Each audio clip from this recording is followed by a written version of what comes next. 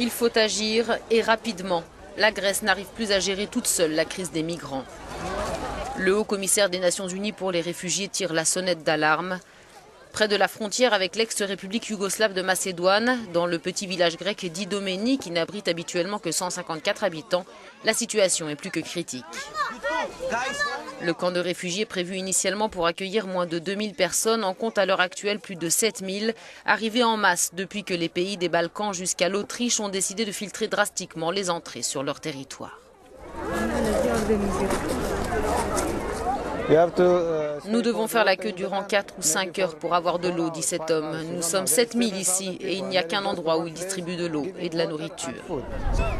Alors que le gouvernement grec assure que l'armée met tout en œuvre pour terminer rapidement d'achever les travaux dans le camp, les réfugiés, eux, attendent chaque jour l'ouverture de la frontière avec l'ex-république yougoslave de Macédoine. Le premier pays sur la route des Balkans emprunté par les migrants qui arrivent sur les îles grecques en provenance des côtes turques et un pays désormais difficile à atteindre.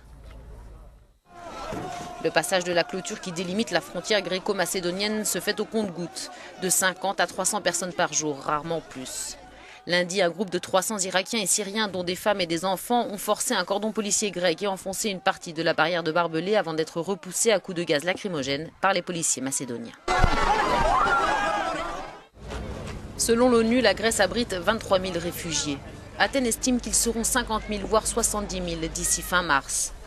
Des réfugiés comme Youssef qui est arrivé à Idomeni, mais pour qui le chemin est encore long.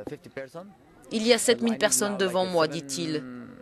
Je dois attendre qu'elles passent avant de pouvoir moi aussi tenter ma chance.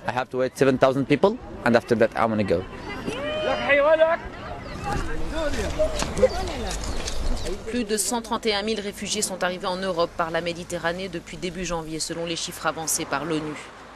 En première ligne, la Grèce. Le pays n'est plus en mesure de faire face et a demandé une aide financière de 480 millions d'euros à l'Union européenne.